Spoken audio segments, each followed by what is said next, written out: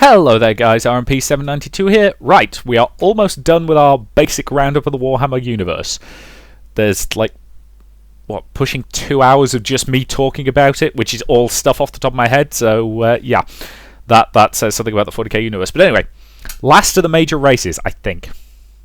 If there's any that I'm missing out, that's probably because they've never been featured in a game, so I've never actually encountered them. But yes, last of the major races, the Dark Eldar. In my previous video, I commented on the fact that of all the alien races, the Dark Eldar are probably the only ones who aren't actually a major threat to humanity. But the simple reason for that is they choose not to be. To understand the Dark Eldar, we have to go back into what I was saying about the Eldar themselves previously.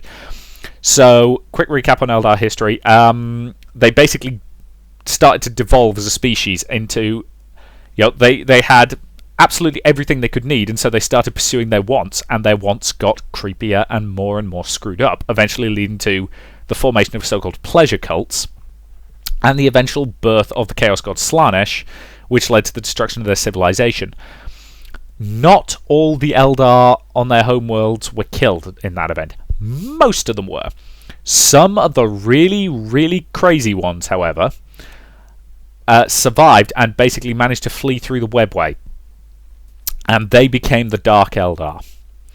And before you ask, no, the Dark Eldar do not worship chaos. They are as terrified of it as anybody else. However, they're fully aware that Slaanesh will consume their souls when they die. But rather than using soul stones like the regular Eldar do in order to, preserve their souls upon death, they have a different method. They distract the Chaos Gods.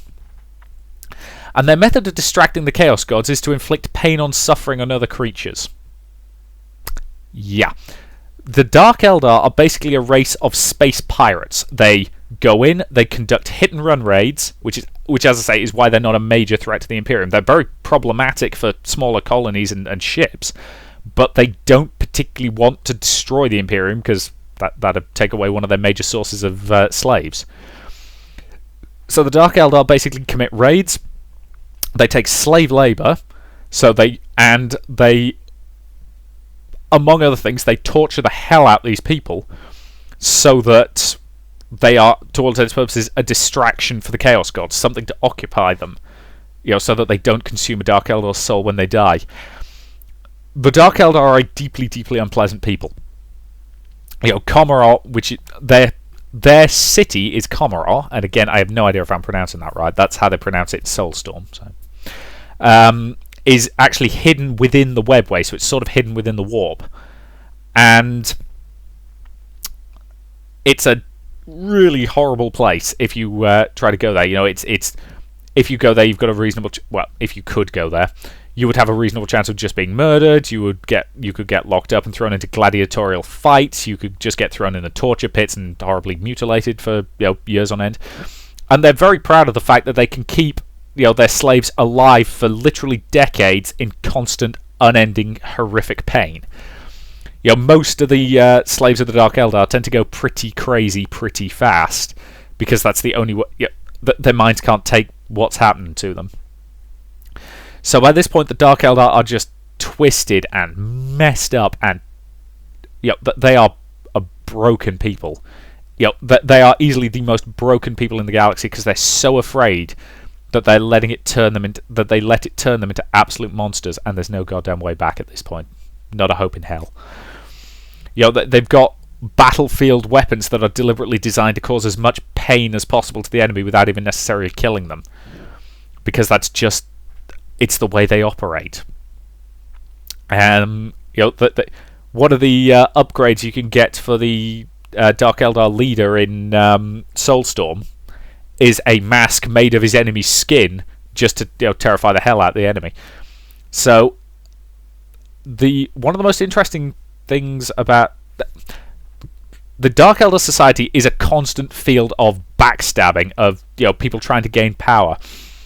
And one interesting thing that did happen at one point was they captured a Space Marine strike cruiser belonging to the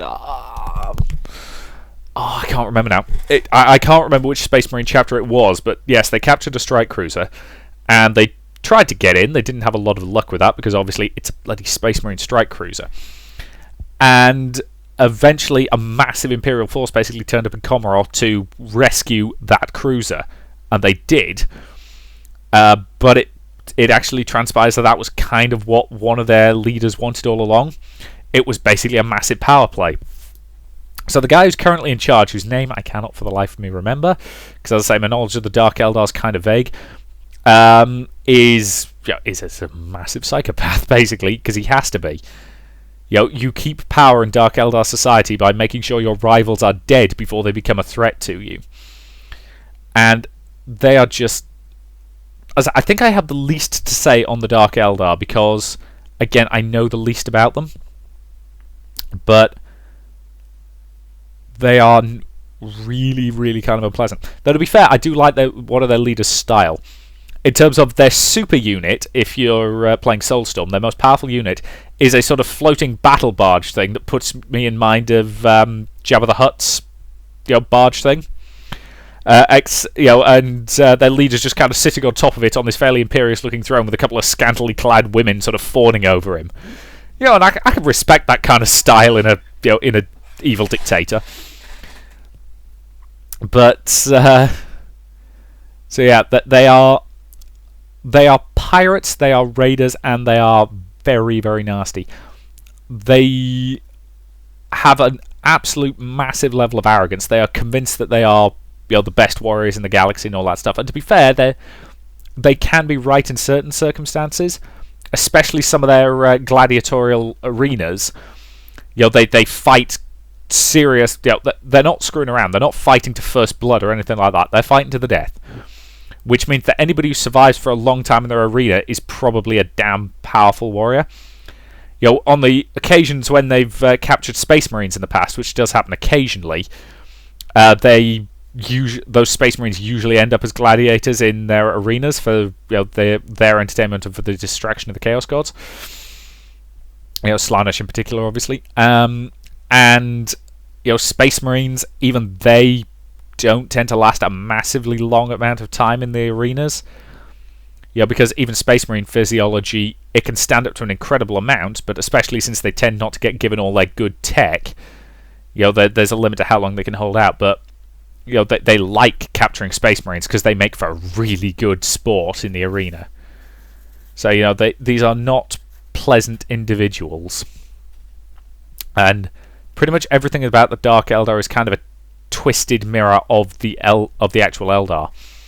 They use the same method of transportation. They get around using webway gates, which allow them to poodle around very, very fast. Compared to regular warp-capable ships. But they are horrible. They are a race of torturers, murderers, rapists, sadists, and people who are just generally completely and utterly screwed up and mad. And honestly, that's kind of all I know about them. I don't have that much on the Dark Eldar to talk about, because as I say, that I suspect there are people who really like them, who can give you massive spiel about their lore, because a lot of it, I suspect, is quite interesting. But, it's the classic thing of you focus on the races you like and the races you know best. So, yeah.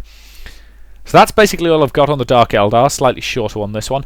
So I think I'm out of the main races I want to talk about. I'm going to do a little extra vlog on some of the specialist Space Marine chapters, so the Grey Knights, the Space Wolves, a few of the others, and just give you a vague overview of some of those guys. But other than that, I think that's pretty much it for my sort of series of primers on the Warhammer 40k universe. So I hope any of you who didn't know much about 40k now do. Seriously, find some 40k stuff, because there's a lot of very good, very enjoyable things that are absolutely worth either playing or reading or I was going to say watching, but we've only got that one 40k movie at the moment that I'm aware of, which is... what was it called? Can't remember. It was okay, it wasn't great. You can tell they didn't exactly make it on a particularly large budget. And as I say, I'll freely admit, I'd be kind of fascinated to see a live-action 40k movie done properly. But it would be fascinating to see. It would be bloody difficult to do well. So I don't know if I actually trust any film studios to do it. But interesting ideas, and let's have a little faith. So I think that's all I've got on the Dark Eldar, so thank you very much for watching, and I will see you in future videos.